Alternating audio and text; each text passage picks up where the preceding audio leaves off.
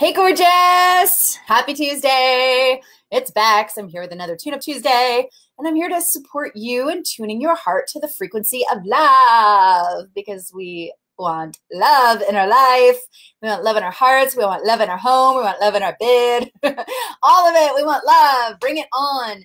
And coming at you today, I've got something really fun. I am rereading the book that I read shortly before I attracted Nick into my life. It is called If the Buddha Dated, and it's like it was my Bible. It's so funny. It was really like this book that I swore by, I guess now 8 years ago.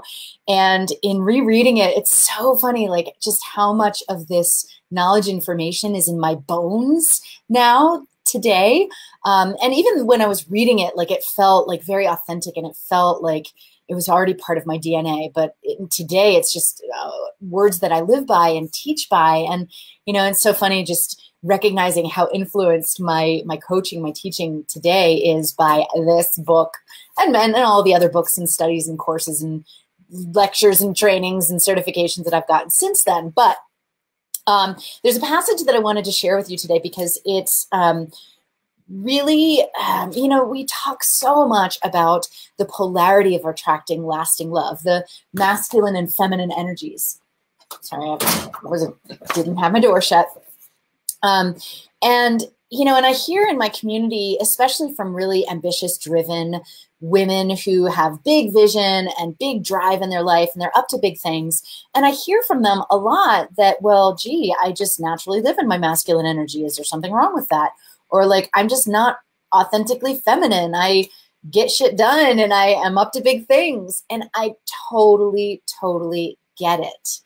And, you know, and it's not that we have to go changing who we are to attract a man who has a similar size vision and a similar size drive and ambition, but we do have to amplify certain aspects of ourselves that aren't really coming through.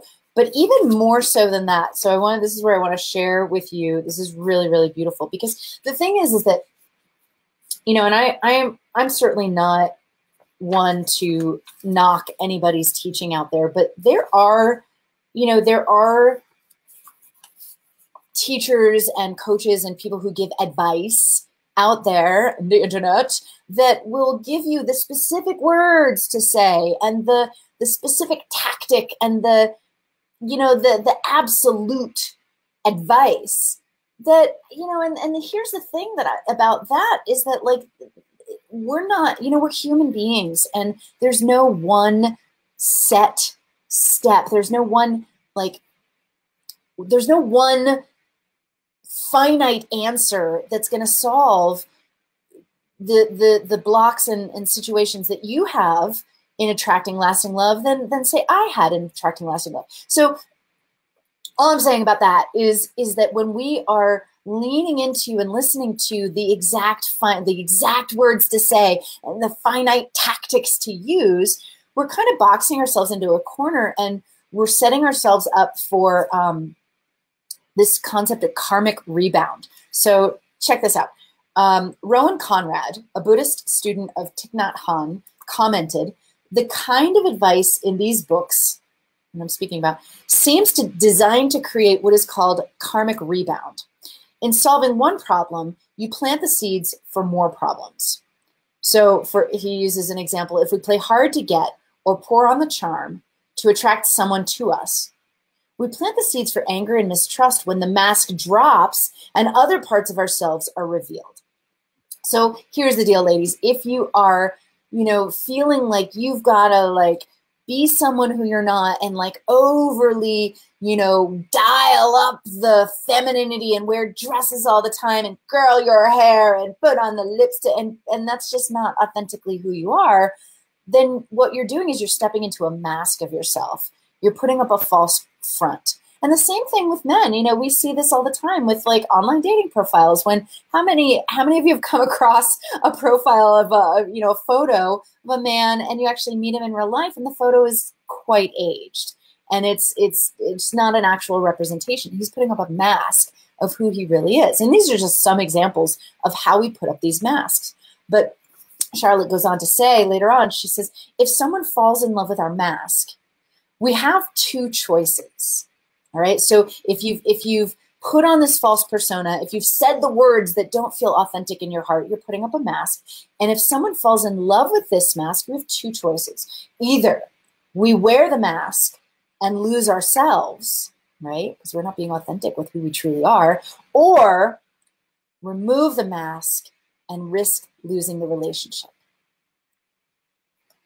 The more we present ourselves honestly, whether heterosexual, lesbian, bisexual, or gay, the more we'll create a spiritual union and find pleasure in being together.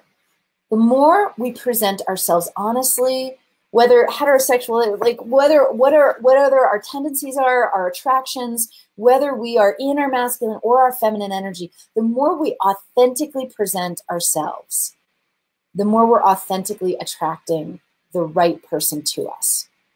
Now, that's not to like diminish the importance of being soft and open and receptive versus being critical, harsh, or judgmental, you know, and that isn't even the distinction between masculine and feminine, but we do equate the softness, the receptivity with feminine energy. But honestly, that's just being a kind-hearted, loving human being. Okay. So, you know, I give this message to you today because, you know, we often, you know, there's just a lot of information out there. And when we dial it back, the truth is your radiant, authentic, worthy human heart is the thing that's going to attract your lasting love. All right. So I do have 3 crucial steps that I'm sharing on a web training tonight. And again, later this week, if you want to join me to go into these 3 crucial steps. And honestly, these steps are concepts that you can interpret and apply your authentic true nature to. So they're not finite steps of like, this is what you need to say, but they're concepts of how to tune your heart to the frequency of love, to be the vibrational match of that which you attract, or that which you wish to attract, excuse me. So if you head over to bexburton.com, that's BEXBURTON.com, check it out. I've got a web training that's happening tonight.